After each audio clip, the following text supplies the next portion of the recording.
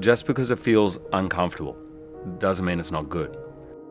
I think so often, not only on film, but in life, we so want to feel comfortable, but that doesn't always bring the best results. If I look back, I think some of my more successful things, in my point of view, have been the things I've been most nervous about and probably most unsure when I began. There's something about jumping off that cliff, which means you end up going for broke and probably end up taking a few more risks, if you know what I mean. Where you want to get to in life is never as important as the way you want to live your life. You suffer from a bit of anxiety when you're in front of the camera, but that you name your confident personality Frank, Yeah, oh my God. and your anxious personality Charles. What happened to me in film was it was random. It would appear sometimes, and that was something I'd never encountered. I understand if you're scared of heights, you're always scared of heights, but some days I'd be fine, and then some days I would just get nervous and then it'd get in my head. So I don't know if you guys know Anthony Robbins, you know, the motivational dude, yeah. Yeah, I mean, he does motivate. He's not really a motivational guy, actually. He's really quite brilliant in breaking down how we think, the patterns of behavior we have. And so I met him, we were mates. I never went to one of his workshops. We were just friends. And I rang him up and said, mate, I want to come to you professionally. I need to ask you a question. He said to me, what the biggest mistake people make with fear is saying, oh, I'm scared, I hate this, get it out, I don't want you near my life, this is not helping me, and you get obviously really wound up.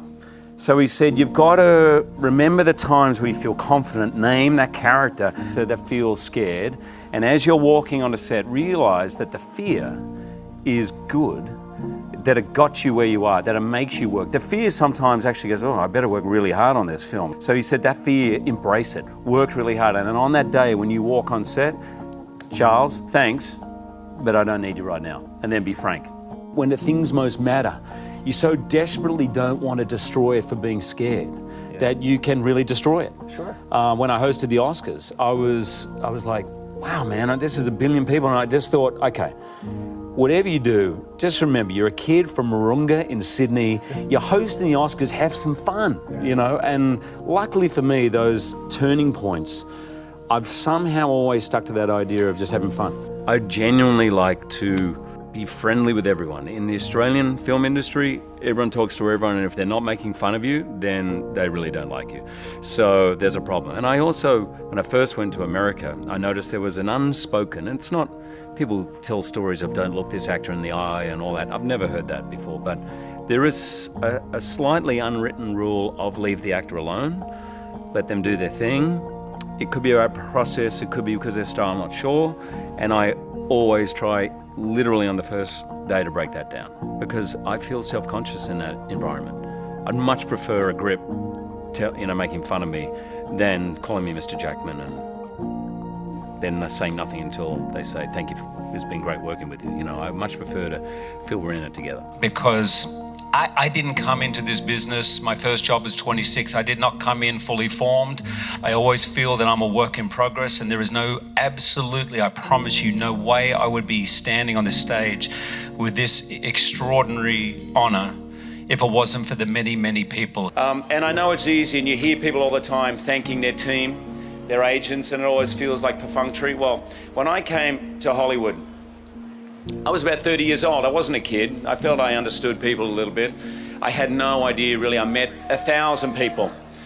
And 3 of those people I met are still with me today, 15 years later. And my whole approach to meeting them and trying to decide who I was going to work with was the Aussie good bloke rule, because I had no idea if anyone could do their job. I mean, everyone seemed great to me.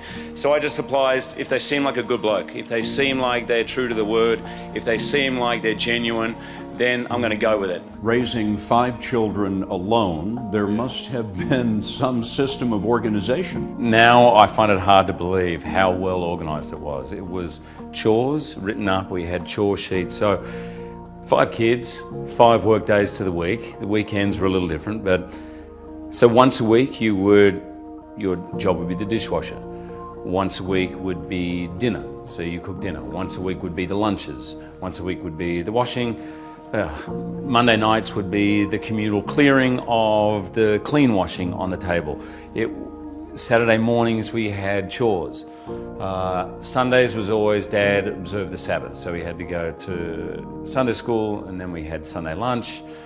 It was very, very organized. And from age 8, I was doing my own washing, ironing my own clothes. I mean, I'm sure there's other kids who did it, but to me it was normal. To this day, if someone cooks for me, I automatically get up to clean, because if you cook, you don't clean. If you clean, you don't cook. And all these things that I learned from my dad, and it was just survival for him. You know, he had 5 kids and a full-time job. Everyone had to pitch in and do something. He had 5 kids, a full-time job, and he traveled. Yeah, he traveled. I think I started acting to try and work myself out. I don't think I ever thought about becoming an actor. I stumbled into an acting class, and I remember thinking, hey, everyone should do this. This is kind of the breathing, the learning to just let go of yourself, have fun, learning to trust your instincts and not be afraid of what other people think about that. These are tools for life. I probably thought that was going to be the end of it. This is like a good self-help class, you know.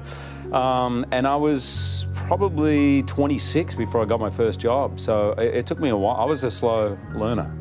Well, in general, when I was younger, everything, if I can be critical of myself, just mattered too much. I mean, not just acting. I can look back now and go, oh, come on, you know, it was a game of cricket. It wasn't the end of the world, but at the time it felt like that, and I think at the beginning of my career it all felt like that. If I didn't get a gig, or if the gig didn't go well, or the other thing for me has been choices, making choices. I learned the hard way sometimes, doing things that I didn't feel were right, went against my gut on it. That's hard, and I really try to avoid that now. Even and actually, failure, if you really believe in it, when you say yes, is fine. I'm with you. If you know why you did things, Right. and you're kind of pure and you're in that, you can live whatever the outcome is. Yeah. Because you can't control everything.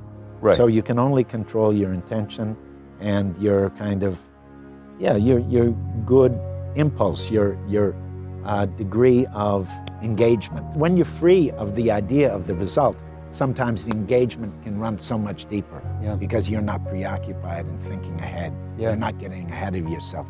You're doing this for this. It's a surreal experience. I'm a kid from a suburb called Wahroonga in the northern suburbs of Sydney. I have so many people to thank. I am incredibly, incredibly grateful. You've believed in me when I couldn't.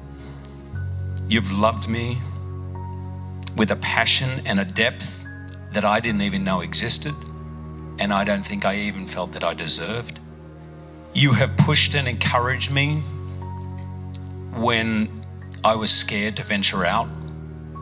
You have smiled me into smiling. You have sung me into singing. You have loved me into loving. And like everything I do in my life, I share this with you. I love you. Thank you all.